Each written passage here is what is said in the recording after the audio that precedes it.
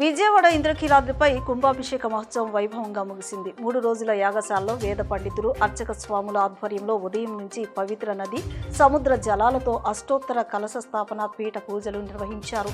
ఈ మహోత్సవాల్లో కీలక ఘట్టమైన కుంభాభిషేక క్రతువును అత్యంత వైభవంగా నిర్వహించారు.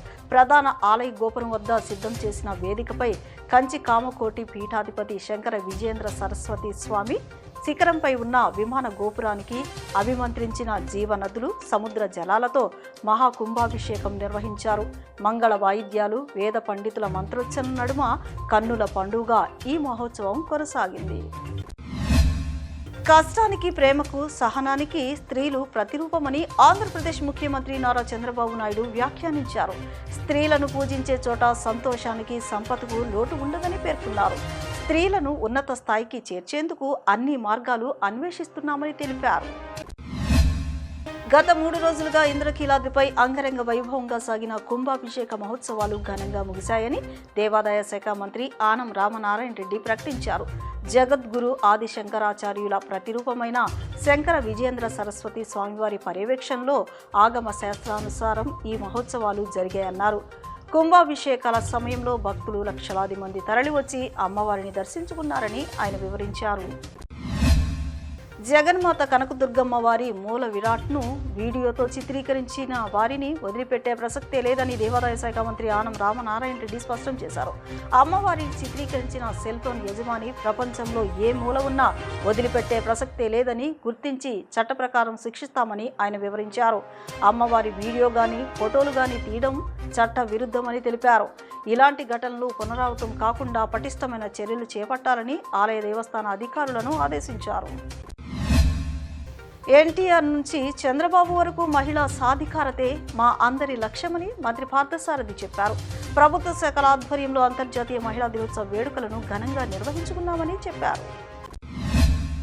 రాష్ట్రంలో మహిళలకు ఆర్థిక స్వావలంబన, రాజకీయ ఎదుగుదల లభించాలంటే వైఎస్ జగన్ మరలా ముఖ్యమంత్రి కావాలని మాజీ మంత్రి వెల్లంపల్లి శ్రీనివాసరావు ఆకాంక్షించారు. యావత్ ఆంధ్ర మహిళా లోకం జగన్ మరలా ముఖ్యమంత్రి కావాలని కోరుకుంటున్నారని అన్నారు.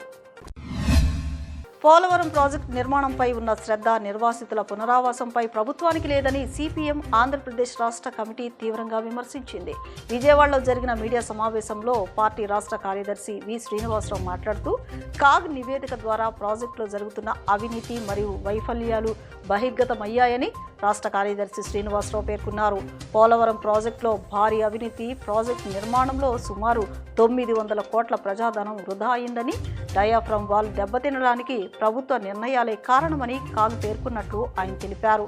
కాంట్రాక్టర్ల ప్రయోజనాల కోసం నిధులను మళ్లించారని, దీనిపై హైకోర్టు సిట్టింగ్ జడ్జితో విచారణ జరిపించాలని డిమాండ్ చేశారు. నిర్వాసితుల దుస్థితి, ప్రాజెక్టు పనులు 80% పూర్తయినా నిర్వాసితుల పునరావాసం మాత్రం కేవలం 11% మాత్రమే జరగడం దారుణమని నేతలు ఆవేదన వ్యక్తం చేశారు. దేశంలో వంట గ్యాస్ ధరలు భారీగా పెరగడంపై సామాన్య ప్రజలు బగ్గుమన్నారు. గృహ అవసరాల సిలిండర్పై 60 రూపాయలు, వాణిజ్య సిలిండర్పై 115 రూపాయలు పెంచేందుకు తీసుకున్న కేంద్ర చమురు సంస్థలకు ప్రభుత్వ అనుమతి ఇవ్వడంపై సిపిఐ నగర కార్యదర్శి జి కోటేశ్వరరావు ఆగ్రహం వ్యక్తం చేశారు. కేంద్రంలో అధికారంలో ఉన్న ఎన్డీఏ ప్రభుత్వం అంతర్జాతీయ మహిళా దినోత్సవం రోజున మహిళలపైన కోట్ల రూపాయల భారం మోపడం సరికాదని మండిపడ్డారు. అంతర్జాతీయ మహిళా దినోత్సవాన్ని పురస్కరించుకుని విజయవాడలోని జొన్నవిత్తుల వారి వీధి, రామానగర్, ఊర్వశి కూరగాయల మార్కెట్ దగ్గర శ్రీ నక్కా రాములు కోటేశ్వరమ్మ చారిటబుల్ ట్రస్ట్ ఆధ్వర్యంలో డ్రగ్స్పై దండయాత్రకు శ్రీకారం చుట్టి అకుంఠిత దీక్షతో డ్రగ్స్ మహమ్మారిని తరిమి కొడుతున్న వీర వనితలకు సన్మాన కార్యక్రమాన్ని నిర్వహించినట్లు శ్రీ నక్కా రాములు కోటేశ్వరమ్మ చారిటబుల్ ట్రస్ట్ వ్యవస్థాపక ట్రస్టీ వీరభద్రరావు తెలిపారు. ఈ సందర్భంగా ఆయన మహిళలందరికీ అంతర్జాతీయ మహిళా దినోత్సవ శుభాకాంక్షలు తెలిపారు.